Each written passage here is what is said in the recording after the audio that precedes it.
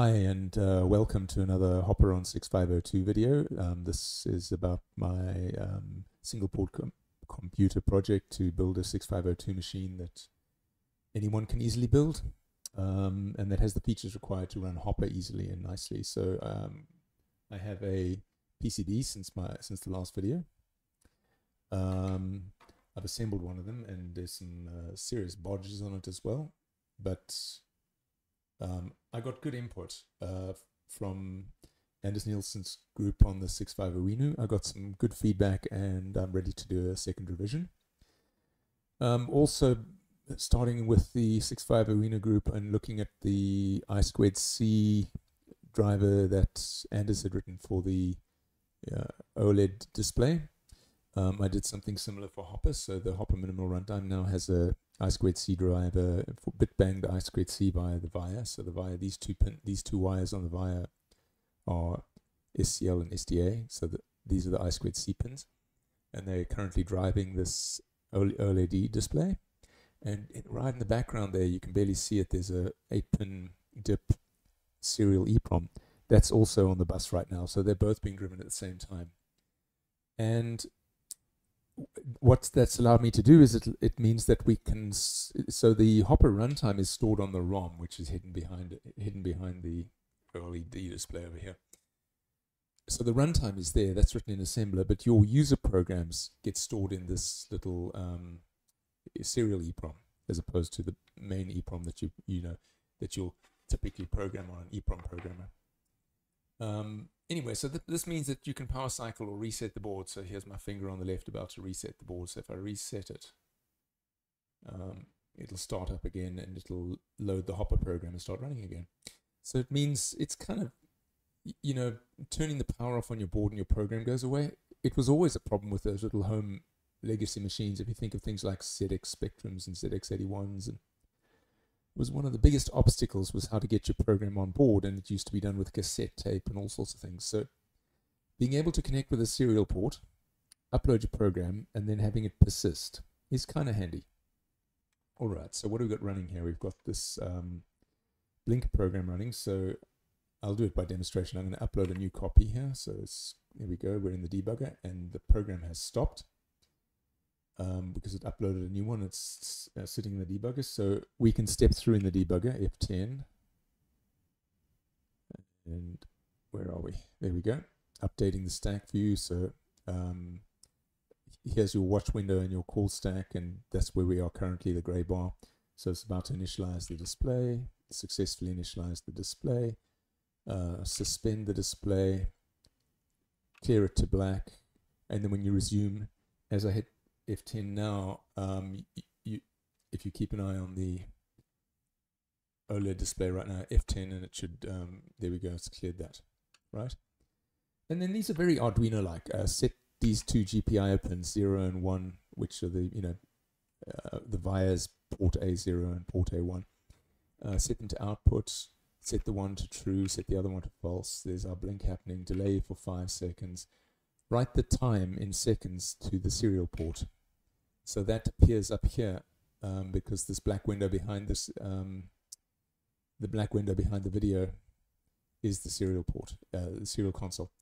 And then if we keep stepping, now we're going to suspend the display.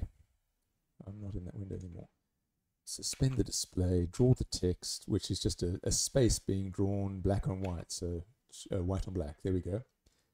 And then switch the LEDs around, delay for 5 again, write the time again to the console. It's taken me 30 seconds to describe that by the look of it, 32 seconds. Display, suspend, draw a black one, and then it goes away. And then if I press F5, it runs off the leash. And then if we say Control C, this is running under Windows in the Hopper debugger, Control C, and that's where we are. So we broke in while it was busy finishing off sending I2C data in transmission in the wire unit, which is, it's named the same as Arduino naming, and that was called from display update, so wire end, so we can go up the call stack here on the right, step to where we were, and then we can continue with F5. You can set breakpoints, all the things you'd expect to do in a debugger. I've spoken about this before, but having I2C on the little 6502 machine is a pretty neat enhancement to have. Very happy with that. And it makes the board itself, you know, if you've got a little tiny 10 centimeter by 10 centimeter board, but you can also use it the same way you would an Arduino, like your Hopper program that you've uploaded persists through power cycles, makes it kind of handy. So now I'll show you something else that's cool that you can't do with an Arduino. So Control-C, I'm exiting out of here to the console. So I'm in the console, I've Control-C, so stopped. So let's reset it and start it, which is the same as power cycling it. So let's start it up again. Now suppose your program has been running for a few weeks, and then for some reason it hangs and you don't know why. And as every tech support person in the universe tells you, is have you tried turning the power off and on again? Well, you don't have to do that with Hopper. So with the Hopper monitor, if you just run the Hopper monitor, it will attach to the running process. So the process has now stopped. It's attached to it. This CRC here is how it knows which program it's attached to and where to go find the source and the debug information. And it's got some sort of detection of whether these devices are plugged in or not. It knows there's a serial EEPROM. It knows there's an OLED. So now if I want to see where I am, I just S for source. So I hit Control-C and broke, you know, in the middle of drawing text by the look of it or something. And then I can look at the stack at this point as well. So that's the value stack. Tells us where we are. That's the call stack. So we're obviously in the main program. So there's not much depth here. I can look at the heap. I can step through. That 1024 is probably the font. Or maybe the 480 is the font. One of them is the font. Another one's probably the buffer for the OLED screen. Anyway, we can step through in the debugger.